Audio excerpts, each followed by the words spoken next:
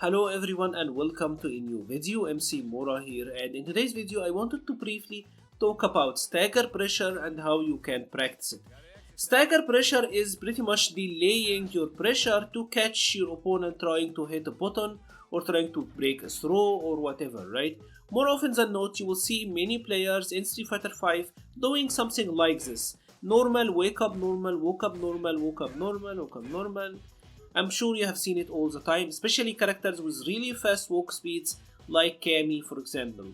So how can you practice this? First of all, let's check out the training mode options. You will find something in the set recovery action. It's called replay interval setting. Let's check out the first option here. His Ryu is gonna jab after blocking a normal, right? The first option here is set to 0. It's called replay interval setting. It say adjust the waiting frames between the end of the guard animation and the start of the recording. Pretty much it means how delayed his jab will be. So for example, if it's set at 0, Ryu is gonna jab right away, right? If it is set at 20, Ryu is gonna wait for 20 frames before jabbing. Let's first break it down. What are the type of stagger pressures that we are expecting? The first one is walk-up pressure like that one, right? You are not in throw range and you're walking up to your opponent. For that one, I will say 16 frames is right about right. It is the expected range. 16 or 17 frames is the reactable range, right? It is the range at where your opponent will react to you walking forward and then try to interrupt. And that is the timing you want to catch, right? So for that, if I set it to 16 frames, as you can see, Ryu is gonna jab after 16 frames. What I want to do is, for example, do a jab and then walk forward and do a medium, and I want to be able to interrupt him. I want to get the counter hit.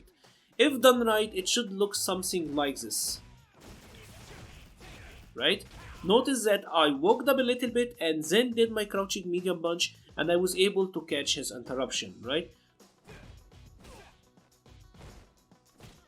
Now I was too late.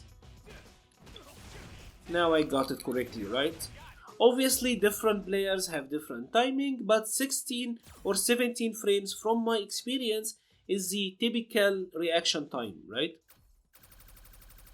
Now let's check out another thing, and that is shimmies or catching people try to delay tech. Here Ryu is gonna try to throw after blocking our attack, right? It is a typical throw break. If you're trying to throw your opponent, for example, that is when you expect them to tech.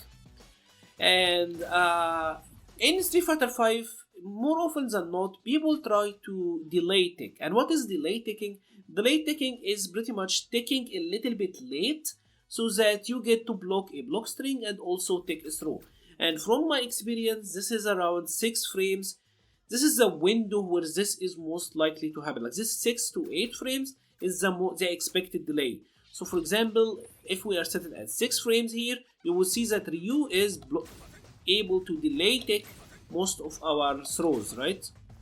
And this is the range that you wanna practice against. So for example, you wanna practice your shimmies against that, right? If you wanna shimmy your opponent, or even just delay against them to get the delay tick. And that is pretty much it. You can also apply the same to jumping, for example, right? And you can get around the same. So if you're expecting them to, if you are in throw range, 6 frames delay is right about the expected. If you are going for the walk-up pressure like that, I would say 16 frames is round about right. And that's pretty much it for today's video. If you have enjoyed this video, please leave a like or a comment. It helps the channel so much. I will be leaving a link to the Discord page and the Patreon page in the description below. Thank you very much for watching and stay safe.